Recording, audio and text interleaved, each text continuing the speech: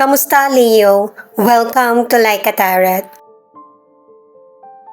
Alamin natin kung ano ang energy ng mga Leo. Gamit itong pintuan na mystical cards. Sa dulo ng video na ito ay magtanong ka ng yes or no. At aalamin din natin kung ano yung dahilan kung bakit yes or no ang naging kasagutan. Isipin mo na ngayon yung itatanong mo para malaman natin yung kasagutan sa dulo ng video na ito.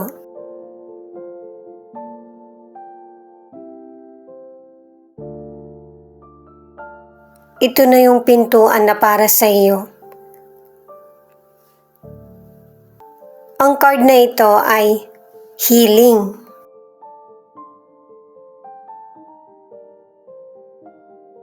At saka pinapakita ng card na ito na may mga Leo na pinoprotektahan mo yung bahay mo. May mga charms ka o kaya asin.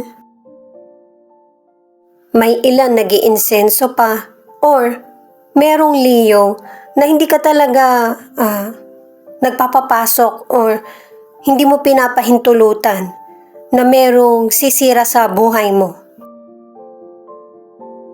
O mga diskarte, kaya nakikiramdam ka or maagap.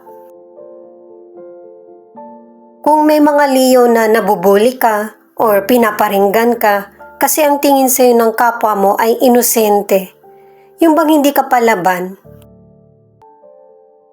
natatakpan ng itsura mo at saka yung pakikitungo mo sa kapwa, yung totoong ikaw. Na very protective, loving sa sarili at saka sa loved ones. Napaka-open mo na person lalo na sa mga nakakasundo mo. At kapag alam mo na hindi ka safe dun sa mga nakakausap mo, ikaw mismo yung lumalayo. At saka konti lang yung mga pinagkakatiwalaan mo. Kahit na marami kang friends. Paalala para sa mga bagong viewers na ang reading na ito ay timeless reading. General reading at guide po lamang kaya hindi po magre-resonate sa lahat. Kunin mo lang yung akma sa sitwasyon mo at kung kailan mo ito napanood, yun ang start ng 1 week reading para sa iyo. Ikaw na bahala magpalit kung si person mo ito o ikaw. Alamin natin ang energy para sa career, sa money, at saka sa health. Unahin muna natin yung energy para sa career. Page of Pentacles, Ace of Swords in reverse, the High Priestess.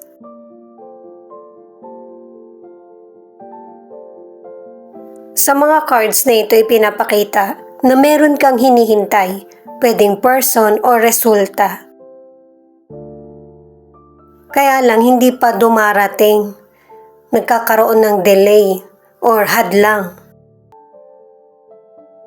At ang advice ng mga cards na ito ay huwag mong ipilit yung sitwasyon kasi maling desisyon ang magagawa mo.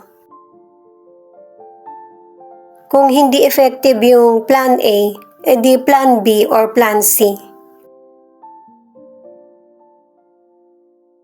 Ang ilan sa inyo sa career o negosyo, sinusundan mo kung ano yung tradisyon ng pamilya nyo. Ang ilan sa inyo may family business, yung family mo, kaya ito yung inaaral mo. Ang iba naman, yung family nyo ay mga edukado.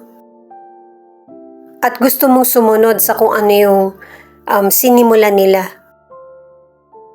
Or kung ano yung sinasabi ng family mo sa iyo. Pero hindi lahat ng nangyayari sa kanila ay mangyayari din sa iyo. Nai-stress ka dito. Alam mo kung ano yung solusyon sa problems mo. Alam mo rin kung ano yung dahilan or kung sino yung dahilan. Okay naman yung karir tsaka negosyo. Kaya lang tingin mo hindi ito yung linya mo. Hindi mo kailangan umaksyon agad, kundi suriin mo kung ano ba yung gusto mo para sa sarili mo. Sa mga nasa relationship, pareho kayo ng person mo na loyal at saka faithful. Pero ang ilan nagkakaroon ng problema kasi may kakulangan sa communication or pakikinig. Ang ilang single, okay sa'yo na magkaroon ka ng relasyon, pero yung napipili mo, yung mga hindi mo nakakasundo. Malakas kasi yung charm mo, kaya hindi mapigilan ng iba na humanga sa iyo. Ang nakakabuti, hindi ka pumapatol sa mga taong may sikreto or yung bang committed na. Six of Cups, Two of Pentacles, Three of Pentacles.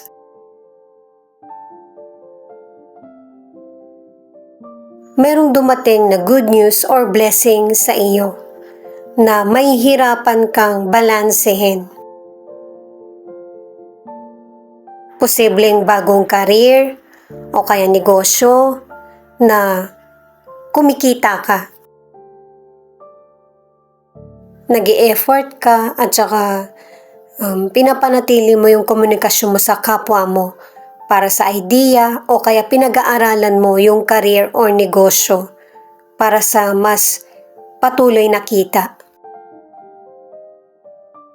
Sa financial, ang ilan sa inyo nagpapadala ka ng tulong o kaya suporta sa family mo sa ibang lugar or ibang bansa. Nagkakaroon ka ng financial stress kasi ang ilan sa inyo hindi ka makaipon o kaya kulang yung suporta na naipapadala mo. Pwedeng dahil sa sweldo mo o kaya dahil sa palitan. Mababa yung palit kaya nagiging kabawasan din sa iyo. Pero huwag ka mag-alala kasi meron pa rin financial opportunities at saka success. At kapag dumating ito, pahalagahan mo. Kumbaga, planuhin mo kung para saan ilalaan. Para sa ilan na nasa relationship, isa sa inyo ng person mo ang meron pang feelings sa dating nakarelasyon or bagong person. At ang advice ng cards, mas bigyang prioridad yung nangyayari ngayon at saka panatilihin na matatag ang pundasyon ng relationship.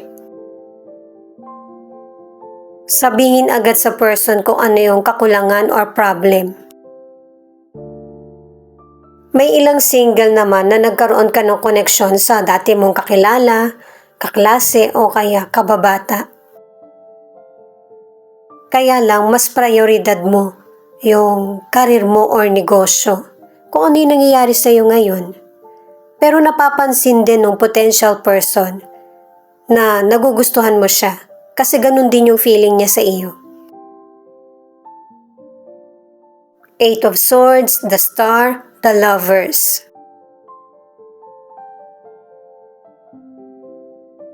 May nangyayaring krisis sa buhay mo na nahihirapan ka magdesisyon or makontrol. Kaya katulad ng ipinakita sa mga naunang cards na idistansya mo muna yung sarili mo. Hindi mo kailangan ipilit yung mga decisions mo or situation na magkaroon agad ng kasagutan. Kasi ano man yung kinakaharap mong problema, magiging kalma din yung sitwasyon. Makakaramdam ka ng kalayaan at saka malalaman mo na rin kung ano yung purpose mo sa buhay, kung ano yung tamang emosyon. Magkakaroon ka rin ng pag-asa sa future at maniniwala ka na meron pang mas makakabuti sa buhay mo. Sa kalusugan, ang ilan sa inyo, sisimulan mo na or nasimulan mo na mag-diet. Ang ilan sa inyo merong health issues. Ang ilan dito ay panic attack o kaya depression. At pinag-iingat din ang ilan yung sakit sa puso. Maaagapan mo naman kung ano yung mga health issues mo sa positibong pamamaraan.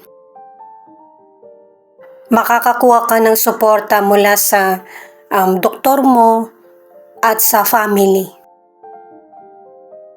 Para sa ilang single, nakadalawang cards ka na nakaka-attract ka ng maling person. At saka, wala namang makakapagpa-kontento sa buhay mo kundi ikaw. At saka nakadalawang cards na ang ilang single na magbabalik yung past person mo na para magkaroon muli kayo ng relasyon. Ang ilan sa relationship, marami kayong problemang pinagdaanan ng person mo, pero ang ending ay magkakasundo pa rin kayo.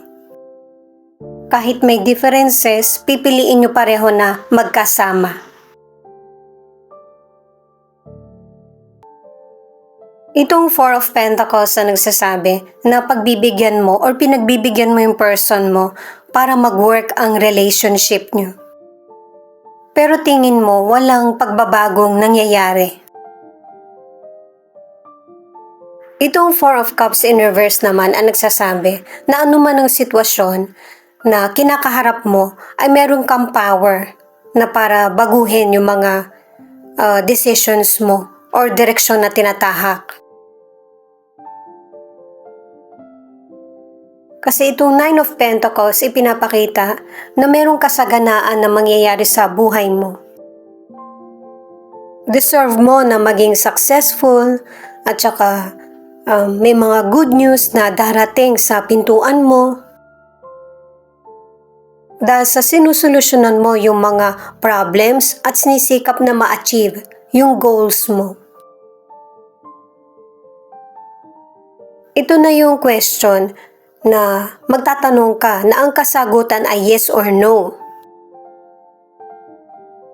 Pwedeng i-pause mo yung video o kaya ipagpatuloy mo lang habang nag-iisip ka ng katanungan.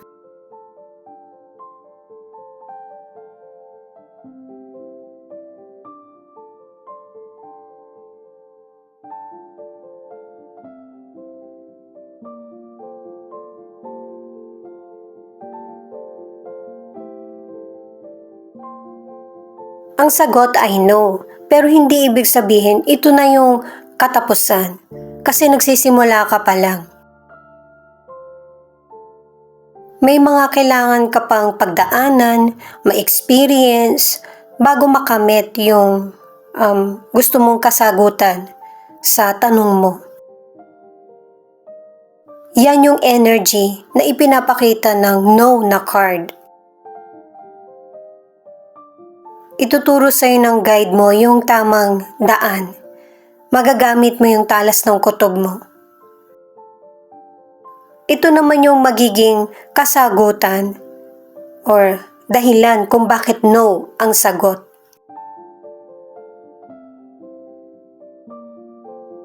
Kaya sinasabi itong don't stop kasi hindi mo kailangan tumigil sa kung ano yung minamanifest mo sa buhay. Magpatuloy ka sa mga plano at pangarap mo. Manindigan ka at magtiwala sa sarili. Pangatlong card mo na ito na kailangan pakinggan mo kung ano yung nasa isip mo o kaya kutob. Isa rin kasi yan sa way na para makarating sa'yo yung message ng guide mo. Itong unlikely ay habang sinisikap mo matupad yung mga minamanifest mo, tanggapin mo rin yung mga chances or opportunities na dumarating sa iyo. Kasi magkakaroon ka ng unique na experience at nakakatuwa na outcome.